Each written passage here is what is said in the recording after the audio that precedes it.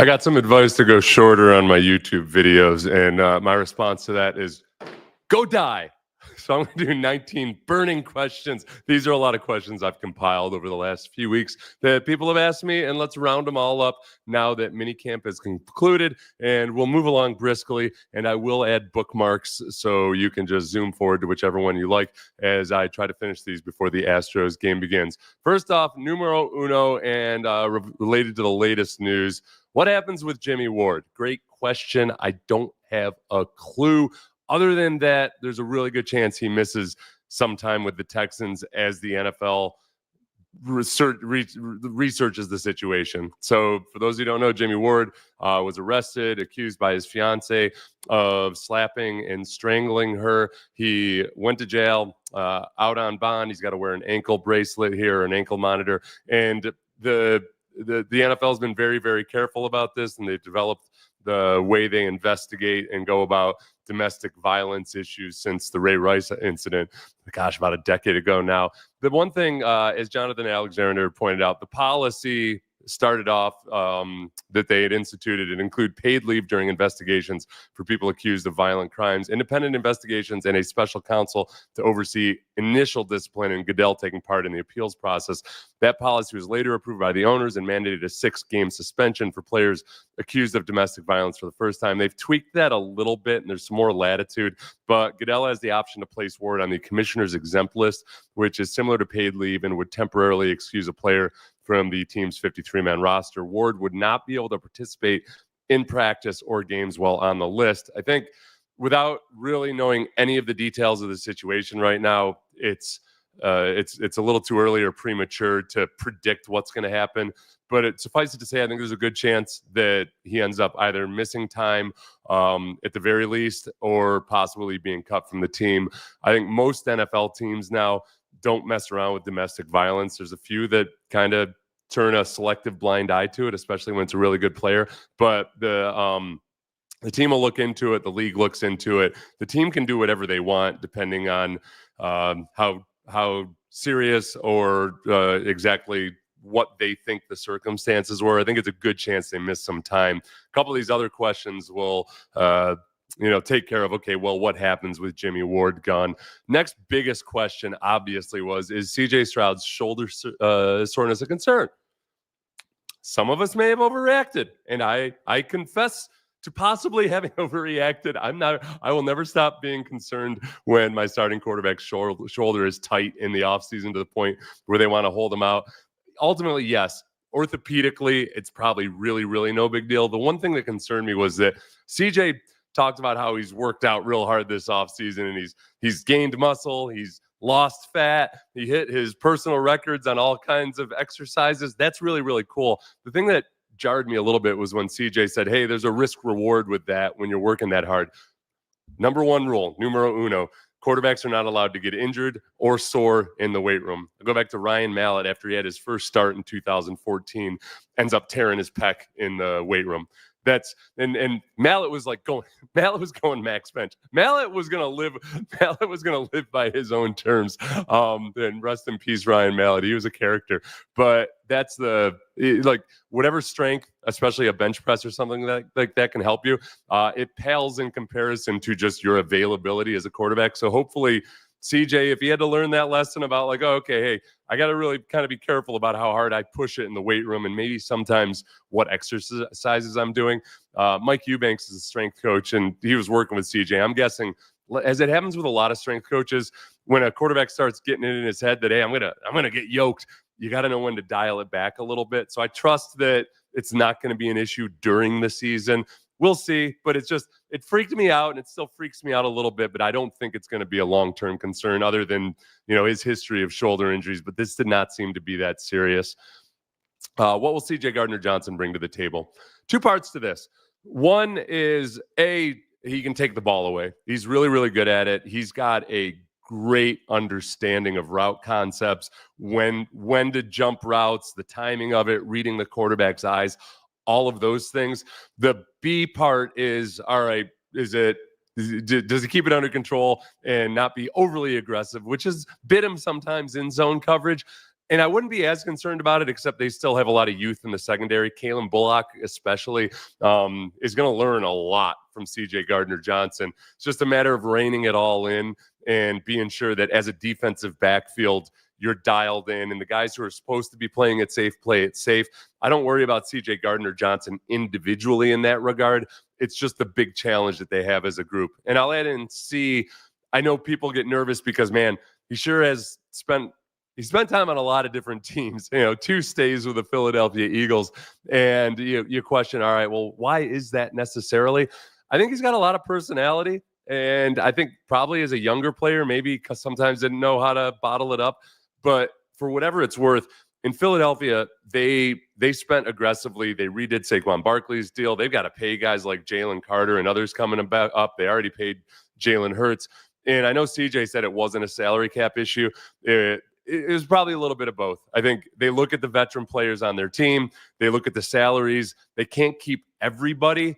And CJ Gardner Johsnon, for whatever reason, especially the fact that they have such good young players in the secondary there and they've coached them up really well in Philadelphia, I think might have played a part in that as well. So it ends up helping out a lot that CJ Gardner Johsnon had been signed by the time Jimmie Ward has gotten into this situation he's in.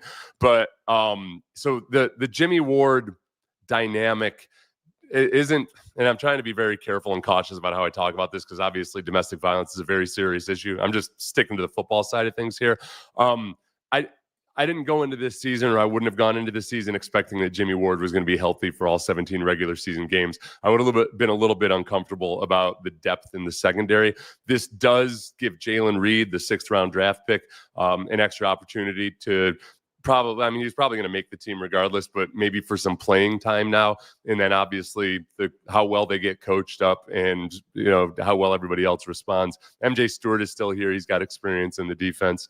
Will they sign a veteran cornerback to replace Ronald Darby?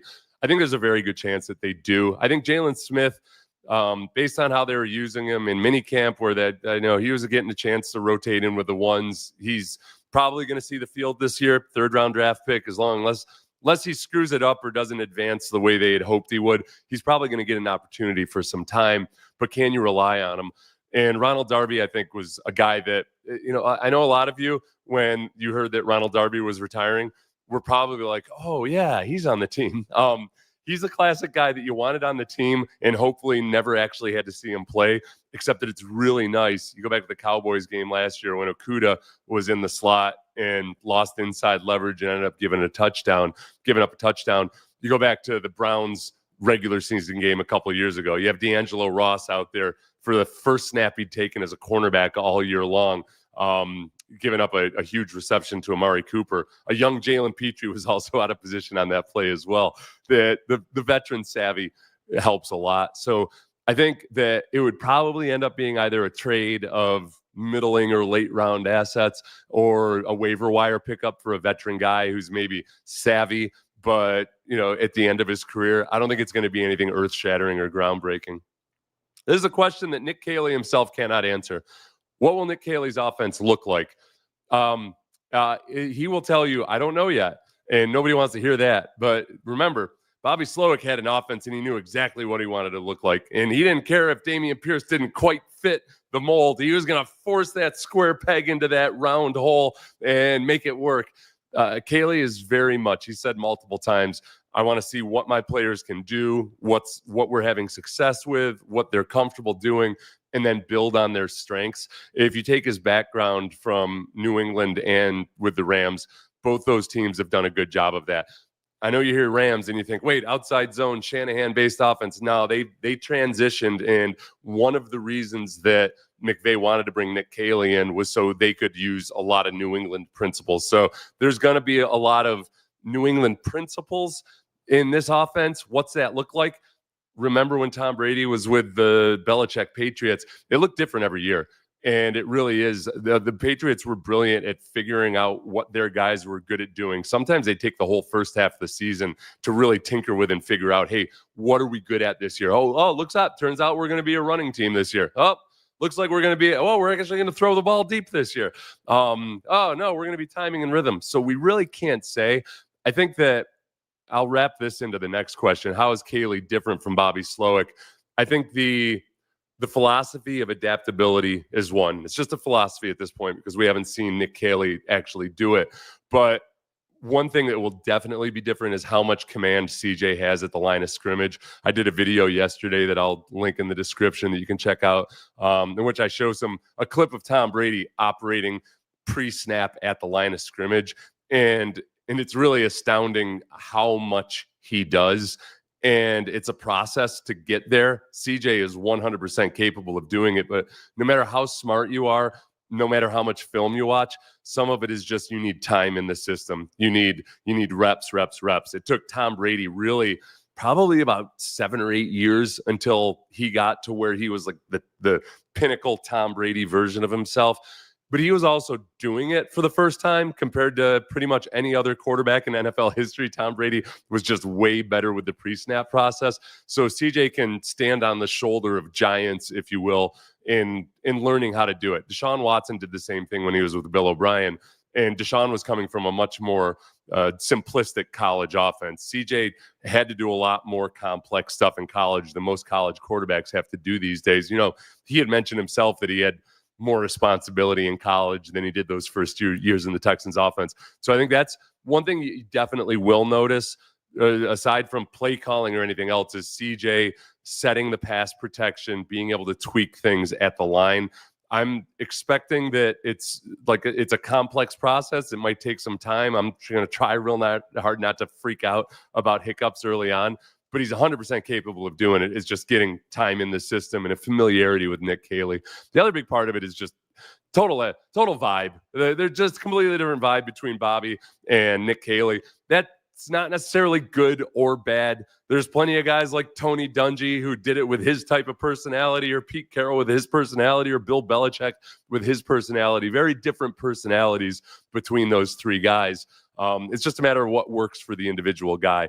I think that the most encouraging thing is that we haven't seen Caley once try to cosplay Bill Belichick. He's not going to sit here and think like, well, Belichick was really grumpy and not very personable, and that seems to be the way to do it. Because you see guys like Matt Patricia and others try to adopt that personality. Like they think, oh, yeah, I got to copy every single thing that Bill Belichick does. Nah, be yourself, Nick Caley. And I think he is. It's probably really good for him to spend some time under Sean McVay. What will the starting offensive line look like? Great question. And I'll pull in Nick Caley here and tell you, I don't know. I think I've got a pretty good guess. I think most likely, and this could all change, especially based on how Ariante Ursary and Blake Fisher play in the preseason.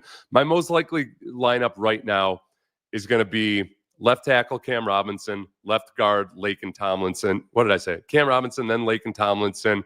Center, hold that place there for a second. Right guard Titus Howard, and then right tackle likely Blake Fisher or Ariante Ursary, depending on how they play in the preseason. The center is a really interesting one because on the mini camps and OTAs that were open to the public, it seemed like Jake Andrews, who the Texans picked up off the waiver wire from the Patriots and who played 1 year of college under Cole Popavich, the offensive line coach. It seemed to us that Jake Andrews was out there the most.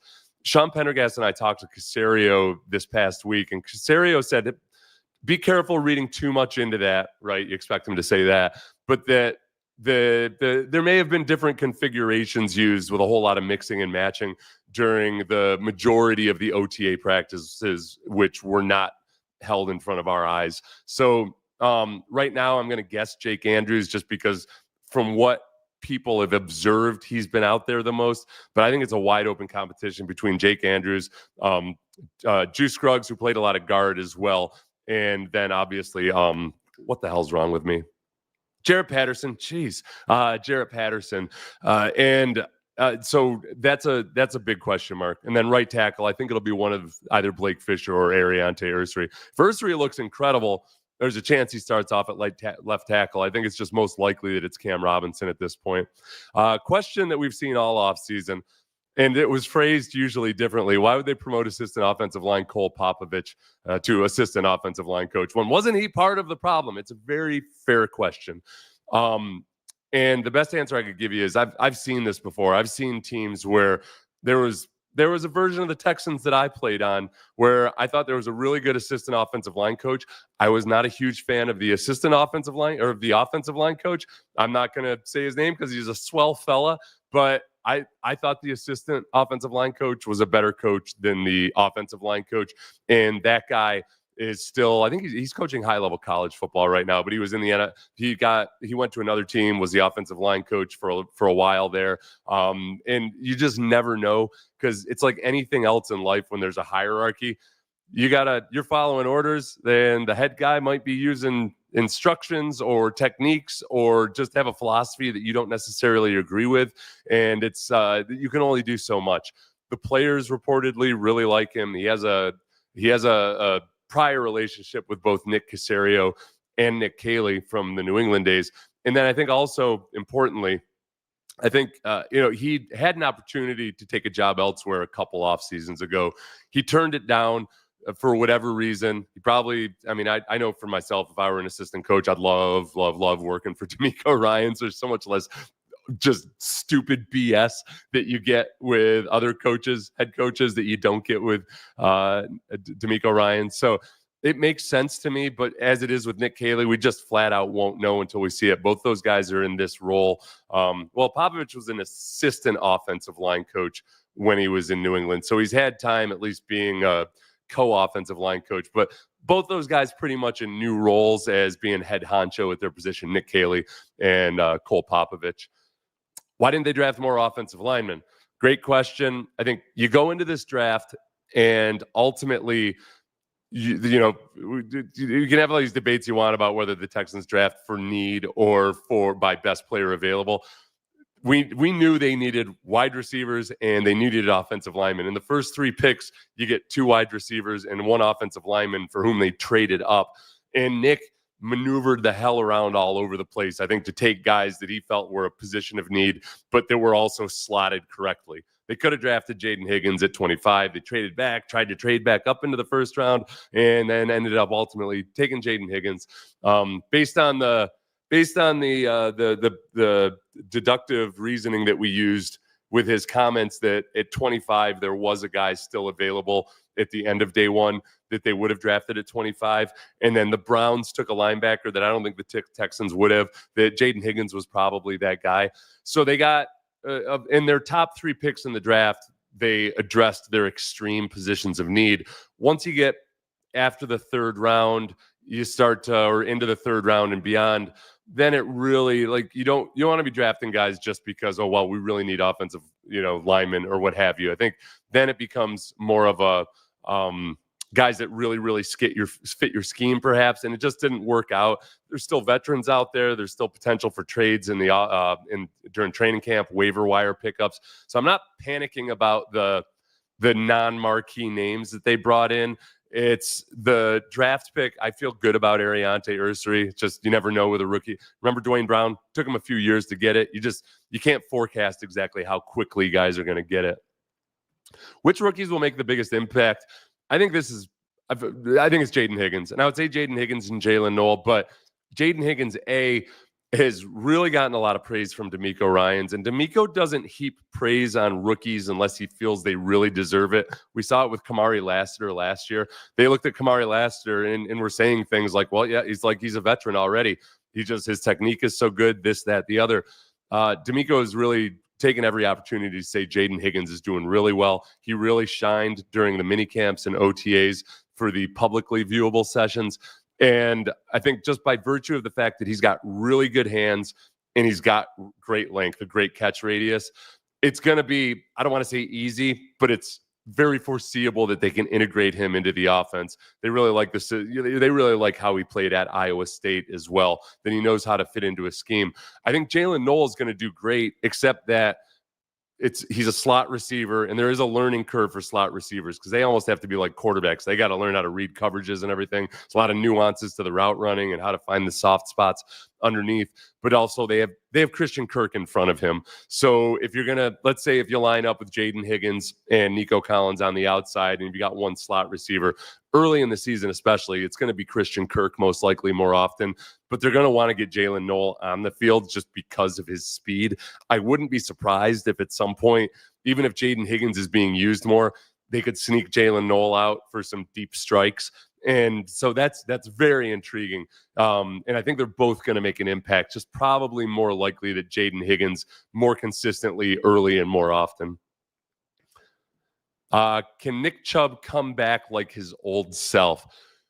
I'd be really, really surprised if he ever got back up to peak Nick Chubb, just because he had a devastating knee injury, which isn't impossible to come back from. You know how I know that? Because he had a devastating multi-ligament / tendon surgery when he was in college. He came back from it and became the NFL version of Nick Chubb.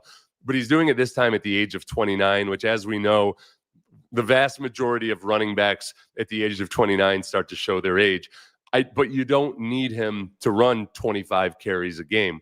The one really encouraging thing was that last year, it's a 2-year surgery or 2-year recovery from an injury like that. It's that you don't really expect him to come back and be at full force until the second year out. Last year, he came back. Nobody would have faulted him a bit if he didn't play at all last year. But when he did come back in week 7 or week 8, he ended up having a stretch of consecutive games played with no huge hiccups. They used him relatively heavily in a couple of those games behind a bad offensive line where he had 15 carries or so. But that suggests, hopefully, that he didn't have a lot of swelling or setbacks, or they weren't afraid that somehow, he was putting himself in a position to get injured, ends up breaking his foot. And maybe that's related. Maybe it's not to the knee when you screw up the whole anatomical chain there. Seeing him out there at minicamp, looks like he's moving just fine. I don't think the foot's going to be an issue. So I think he can get back to a high level. Is it going to be like Adrian Peterson, who played well Adrian Peterson played really well in his 31-year-old and I believe his 32-year-old season after having an ACL tear a few years prior, came back from that ACL really quickly. The ACL was a simpler recovery than this knee injury. But I think that Nick Chubb, if he gets back to 90%, it'll be a big boon to this offense. And I think it's very, very possible. You can't predict it. There's a reason the Texans were able to get him for a $2.5 million base salary plus incentives. That's $500,000 more than Ogunbowale is making. So it's a big if, but it's a very fingers crossed. I think if there's somebody that can do it, it's Nick Chubb with his work ethic. What happens to Dameon Pierce? Obviously very much related to what happens to Nick Chubb. And I know it was really quick. It was really easy at the beginning to think like, okay, well, that's probably it for Dameon Pierce. They're going to try to trade him or something. Going back to everything I said about Nick Chubb, first, Nick Chubb has to show that, man, all right, boy, he's still got a lot of that same pop, and we can trust him to be closer to the old version of himself, which he really wasn't last year. But where I still also get a little bit nervous is, man, if you've got injury concerns or recovery concerns with Nick Chubb, and Joe Mixon is likely to get injured at some point this season, it leaves you without an all-purpose back, a guy that's the body mass of a Dameon Pierce. You've got a lot of guys in Jawar Jordan or J.J. Taylor or Woody Marks that are smaller guys who can do things, but British Brooks enters the equation. I think it's most likely at this point that they'd probably Dameon Pierce gets traded, but I'm honestly looking at it like a 51% chance he gets traded. It could go either way. I think Nick Caley's probably going to do a better job of fitting the scheme around Dameon Pierce as well. I'll bring it back down. I don't want to be sitting on the fence, but damn it, I'm gonna plop right down on the fence. I'm gonna have one of my danglers on the left and one of my danglers on the right, and that's where I sit until I see Dameon Pierce in the preseason. Relevant question: what impact will Woody Marks have? Woody Marks is a dark horse favorite to be the rookie that has the biggest impact early on, because we're integrating some of the concepts from New England and that Nick Caley would like to do with CJ Stroud at the line of scrimmage. A huge part of that, if you'll recall, that Tom Brady did a better job with the running backs that he had at his disposal than anybody else was going to do with those running backs. You can, recite all the various running backs that were really good in New England and receiving threats in New England. Other teams paid him a boatload of money. The Texans have done it a couple times with former Patriots running backs, and you just don't get the same with a different quarterback. And it's because Brady was so good at two things. One, making the running back a part of the actual passing game, and it's sometimes the running back was going to be the primary receiver, but then also really embracing the check down. And the way Brady did it, it didn't look like a check down because he was so smooth with it. Brady could send 4 receivers deep and know by the time he was 2 steps into his drop, nope, I'm going to throw it to the running back. Saw him do it in the Super Bowl against Leonard Fournette, where it almost looked like on rhythm. He threw to Leonard Fournette without wasting time. A lot of college quarterbacks, they've still got that greedy downfield mentality, and you send 4 vertical, and they're just waiting for somebody to come open, Brady and veteran quarterbacks know that, man, nope, the defensive backs and the linebackers are still getting back into their drops. I'm going to hit the running back so he can catch the ball while those guys are still gathering. The defenders are still gathering themselves, and then he'll have a good shot of bulldozing over the first down marker. So I think Woody Marks might end up being one of the rookies with the most touches early on. It's up to Woody Marks. It's up to CJ Stroud, everybody else. But I think you're going to see a lot of Woody Marks. How's Tank Dell doing? I think most of you have seen the reports that, hey, he's on track, or he's doing well with his rehab. Most all of that D'Amico will say is he's got a smile on his face. He's upbeat. The guys love having him in the building. With Tank Dell, you look at Nick Chubb, similar in that they had a devastating knee injury that required multiple surgeries to repair. When you saw Nick Chubb come back as a running back last year, it was really clear that he just didn't have the same explosiveness, the shiftiness that he usually does when he's 100% healthy. With Tank Dell, because his calling card is all about speed and shiftiness and everything else like that, I'll be surprised if he plays this year. I'm not saying it's out of the equation, but I don't want him to try to hurry back any faster. I think this is one added benefit of having Nick Chubb in the room, and it's not why they would have signed Nick Chubb, but now that Nick Chubb is in the building, Tank Dell's got a really nice resource to be able to talk to a guy that's probably been through what it's like going through really what is in effect a 48 or a 24-month long recovery. So Chubb will tell you, this offseason was the first time he felt like he was back to his previous strength and everything else like that. So the presence of Nick Chubb, I think one of the biggest ancillary benefits of having him in the building is that he can be a shoulder for Tank Dell to lean on. And Dell is just, the stories you hear about just how much his teammates love him. It's really cool. It's just good to have him around. Related, what's the deal with Christian Harris? I don't know. He's still recovering from the mysterious soft injury tissue that he had in his calf last year. I think that it caught the Texans. I really, when it comes to the Astros or the Texans, I try not to criticize the medical staffs too much because some of these things sometimes you just flat out don't know. And the imaging doesn't tell you everything. And then you do have setbacks, you get infections, there's a million different things that can go wrong. The upside of Christian Harris is that I think he has the most pure physical potential of all of the veteran linebackers, the guys who have played serious downs, to be really good in pass coverage. And when he took that big leap in the second half of the 2023 season, you could see him really start to come into his own. D'Amico called that like Christian Harris's rookie year because it was like the first half of the season, he was a rookie just learning the defense. And then all of a sudden, he just poured it on. He still had a lot of work to do in being really solid in coverage, but he's got more range and more overall athleticism than Toa or Azeez Al-Shire. So he's one of the big X factors for me. If he comes back during training camp and he's playing and everything, it might not be a question of, okay, does he start over Toa? I think both those guys bring something different to the table, but there might be a lot of instances where, you'd rather have Azeez Al-Shire and Christian Harris in there to start the game or in a specific game plan to get most of the reps. There might be other games where you want Henry Toa to do more of it. I also think it gives them the potential to play a true base 4-3 more often, because in the first half of the season last year especially, I think maybe until Toa and some of the other guys started to really look like they knew what they were doing in the defense, they hardly ever played their base defense. They were in nickel almost all the time.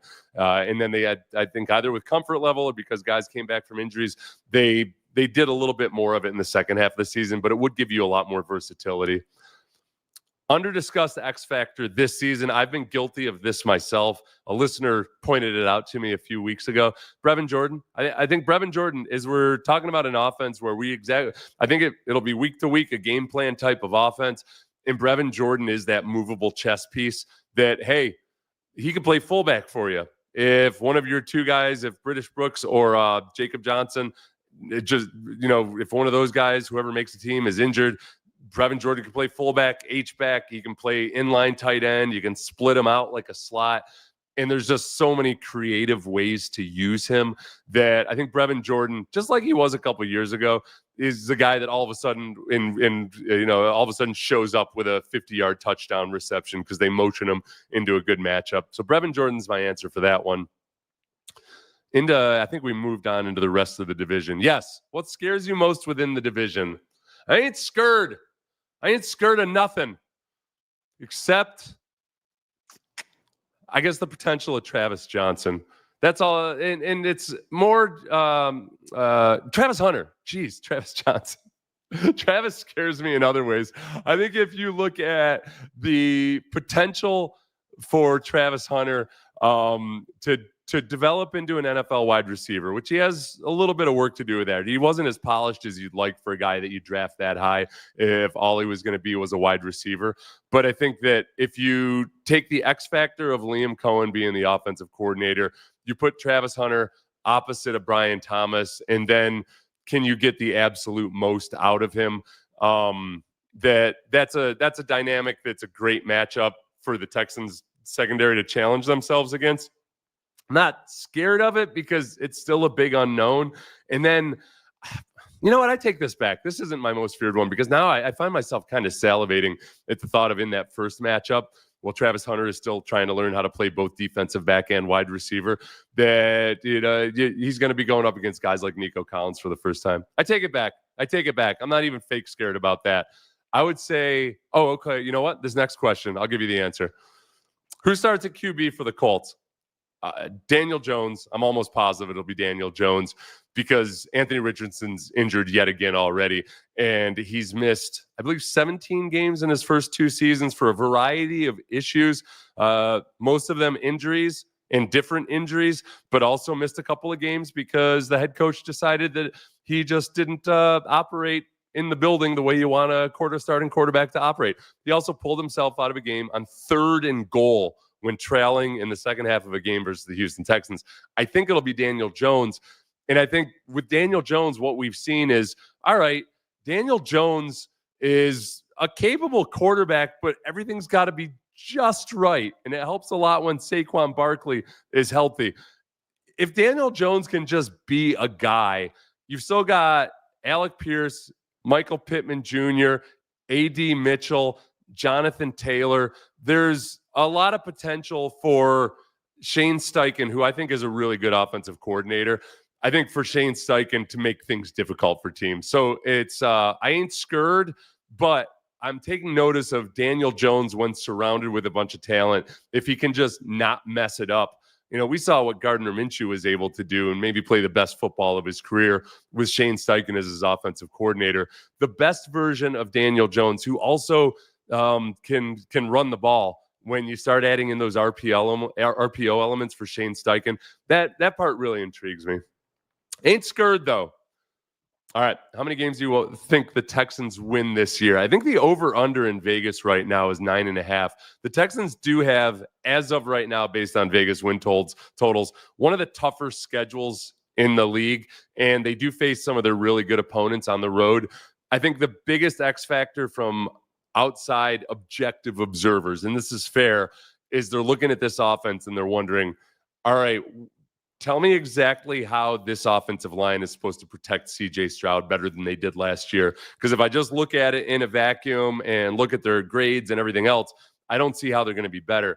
I am of the firm and solid belief that a good offensive coordinator can take 5 average guys and make them a better functioning group, a sum total. You get a synergistic effect. I'll go back down to the 2009 Texans offensive line when they were doing some things with guys that weren't on the interior too, where I think Chris Myers had just come over. He'd been there a couple of years already.